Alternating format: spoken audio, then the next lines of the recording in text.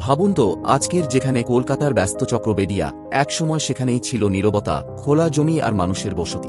যোগেশচন্দ্র রায় বিদ্যানিধির একটি ব্যাখ্যা অনুযায়ী, বাড়ি শব্দ থেকে এসেছে বাড়িও, যার অপভ্রংশ বেড়িয়া।